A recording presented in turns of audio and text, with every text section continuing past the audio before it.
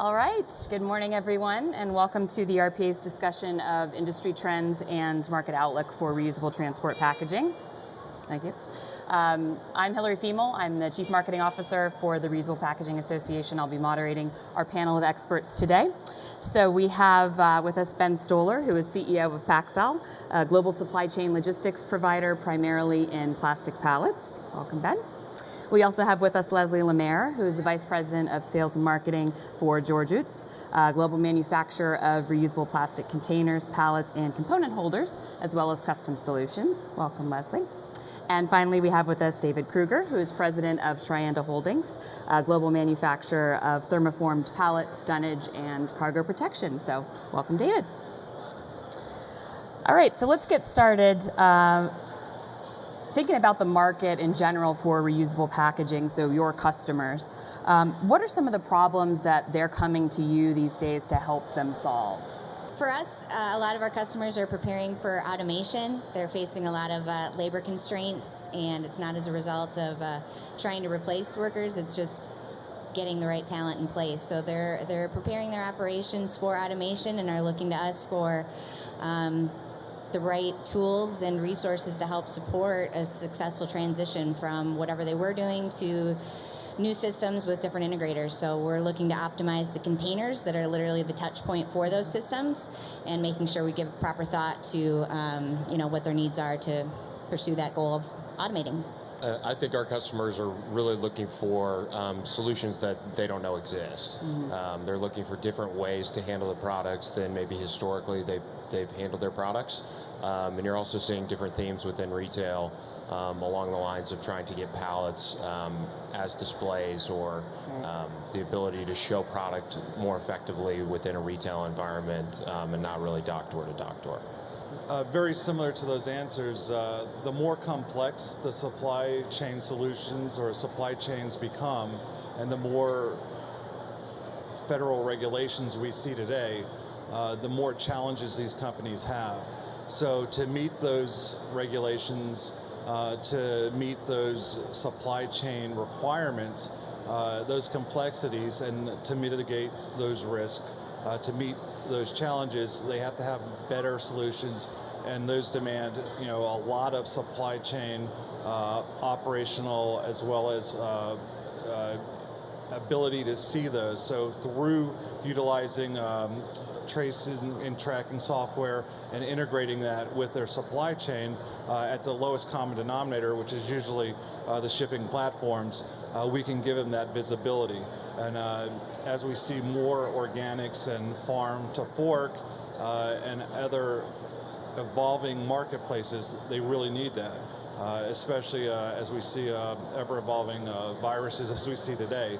So those will become more and more apparent and needed. So as your customers are dealing with more complex supply chains and automation and looking for new retail solutions, dealing with a changing retail environment, do you see that driving growth for reusable packaging in the future, or what are some of the other factors that are really increasing adoption of reusable systems? And even if you look at it as material agnostic, which you really can from a reusable packaging, as you look at cost, you want to mitigate the cost internally, but to be able to understand where those supply chains are coming from, feedstock up, and be able to quickly go back and look at that custody chain, the chain of custodian, and be able to go back and track it. Recent examples in the news in the last year or so with Chipotle a couple years ago cost them billions of dollars of market cap just because of the romaine lettuce issue. If you had that visibility, you could quickly go get that chain of custodian and be able to get that level of detail quickly. It gives you a lot of help. Yeah. Yeah, I would say absolutely more growth. With viruses and with everything that was just mentioned, cardboard corrugate packaging has the opportunity to harbor more bacteria. So being able to mitigate and drive out risks where that could be contained is important. So. I think you're definitely seeing growth, and years ago, if you remember, over fumigated pallets, that Tylenol had a major issue years and years ago. You're seeing people thinking about that today, and as Ben talked about, that chain of custody for that pallet is going to help drive some growth for us in the future. I think in general, people are figuring out that their supply chains can really become profit centers rather than cost centers. And as people start to focus on that, you're going to continue to see growth in reuse and reusable packaging. So it sounds like there's a lot of different factors that are driving that growth. And when it comes to actually converting from one-way solutions to reusable packaging, is that more difficult because of some of these factors? Is it easier than it used to be? Or kind of how are you seeing your customers as they're going through that implementation process of switching from one way to reusable? How has that changed in the past few years? It's definitely more difficult, but the problem has been solved, and it's solved by many companies every single day. I think you're also seeing people that are focusing on one-way solutions with some sort of reusability factor on the other side. We've got OEM customers that want a one-way solution that they can ship overseas, but they don't want to waste that product. So can we work with somebody overseas? Do we know somebody in Europe? Do we know somebody in Asia that can take that pallet back in, regrind it, credit it back to the company, and you can see that one-way solution be reused. So I think you're seeing people focus not only on reusables from lots of turns and touches with a single pallet. You're seeing people focused even on one-way solutions, creating reuse and sustainability in their own supply chains. Yeah, absolutely. We work on a lot of projects where it requires a unique size pallet footprint, where we'll ship for, again, a system that's going to be converting to automation. So we'll have hundreds and hundreds of pallets going into this facility, and we'll proactively work with our customers to make sure that there's a partner that we have where those ubiquitous assets can get reused. So we're proactively looking for opportunities once we know something is maybe a one-way shipment to find partners that we can reclaim it and reuse it. Once again, I agree. When you're looking to sell a system in, it's more as a solutions provider, a holistic solution where you can really talk about the product as a open solution and show them the ROI from start to finish. Because when you ship the product, the data that you're garnering has to be usable. You have to show predictive analytics, you have to show how it helps the business going forward, and really what that data means on the backside. All the data you're generating, billions of pieces of data, when you use it and you garner it, you have to do something with it. And the customers are very keen to pay for it if there's a good business case and use for it. So by doing that with the reusables and having the visibility and creating and gathering that data, that's very powerful going forward. Yeah. And with reusables, you get that data as well. So you mentioned ROI, and obviously, regardless of the type of packaging you're using, cost is going to be a major, deciding factor as to whether or not you convert. So how do each of you help your customers think through the cost impact of switching from one way to reusables? Well, from a cost perspective, obviously, when you push it through, the multiple trips that you get from a reusable, and whether you're doing a pooling or you're owning the reusable and doing a life cycle analysis, and whether you're paying for the data or not, or whether you're collecting data or not, you just have to make sure you're doing the correct analysis. When you look at the pallet studies, which I'm very familiar with, wood versus plastic, the number of, you get 3 uses out of a wood versus 60 out of a plastic. If a wood pallet costs X dollars and a plastic's 3X, what do those economics look like? And are you picking up all of the correct economics for that analysis? And then you have to look at the metrics. I heard Tim Divas talking about the metrics involved by Blackstone and looking at the sustainability metrics that they're picking up in all of the back of the financial statements today.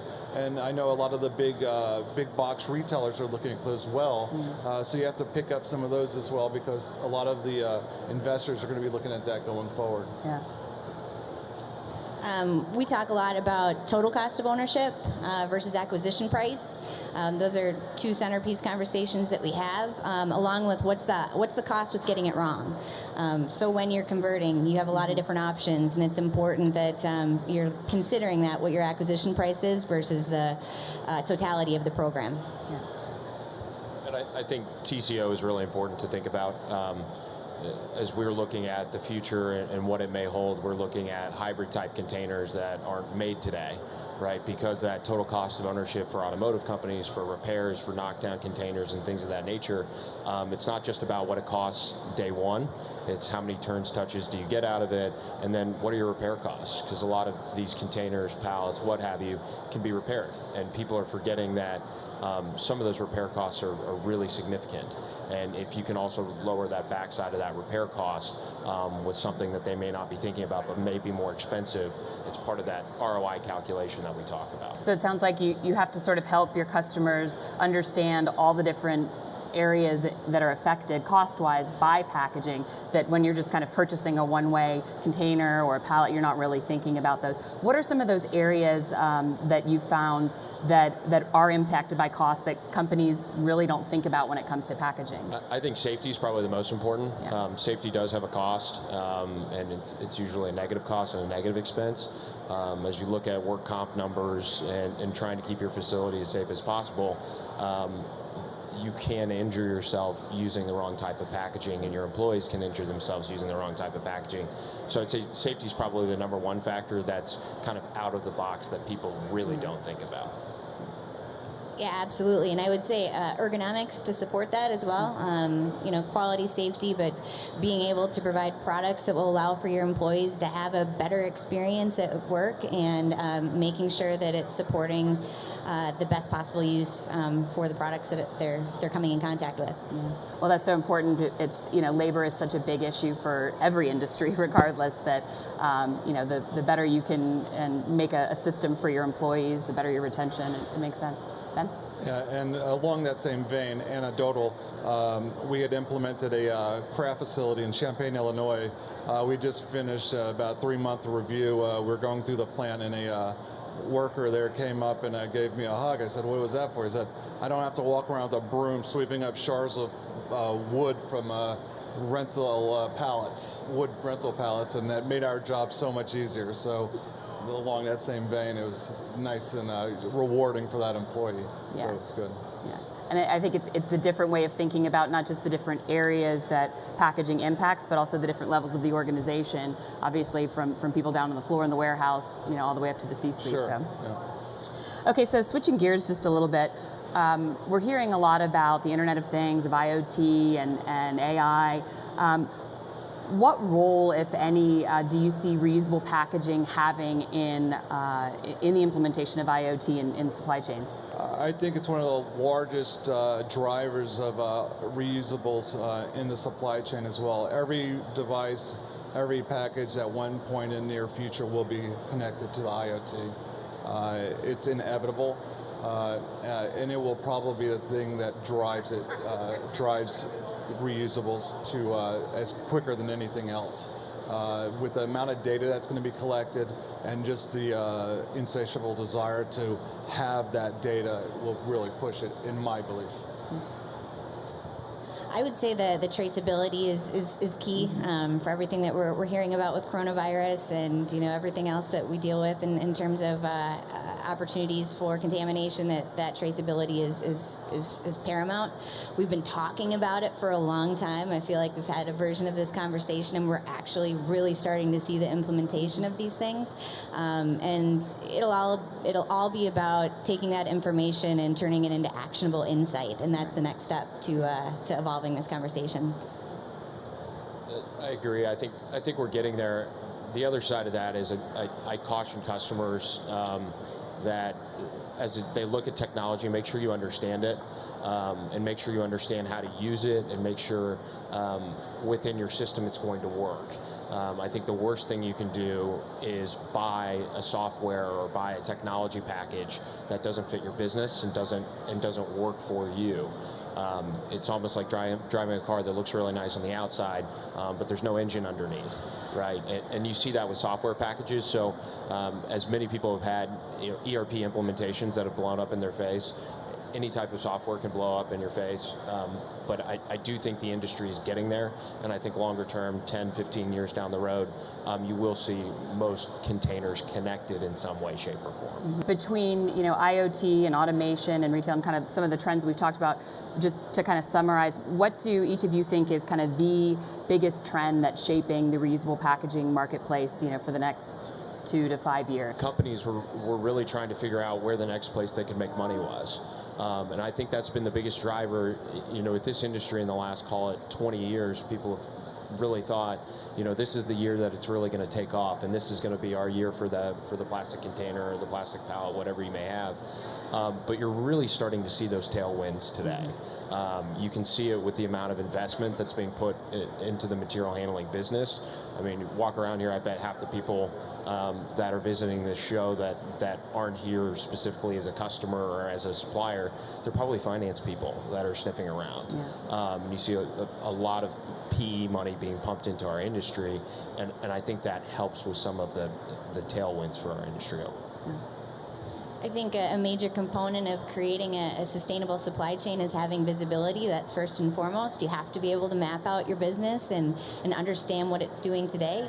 So there might be a lot of assumptions about how your product is moving through the supply chain, but without really that tested visibility, you don't have that fact-based data to be able to make different decisions to transform your business. So I think it'll be about first mapping out your business, understanding what it is, what it isn't, and identifying the opportunities for improvement and operational efficiency. Yeah.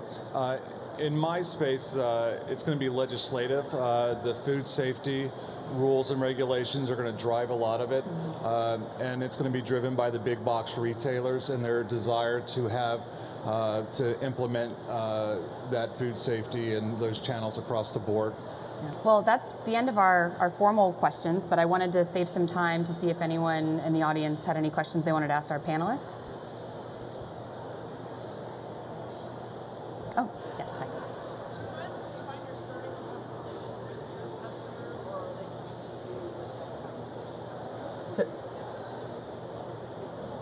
So the question was, do you find that you're going to your customer with the opportunity to change, or that they're coming to you? Yeah. No, the customers are coming to us. We're getting tons of calls.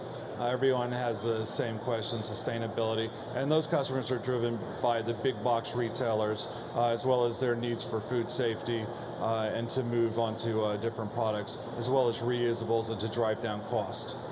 So it's being driven by their board of directors and their owners, and being driven down to their supply chain directors and managers, at least in my experience. Yeah, definitely. We're getting a lot of requests. I mean, people seeing these systems put into play. How do I get there? Where do I even start? And so we take a very consultative approach with that.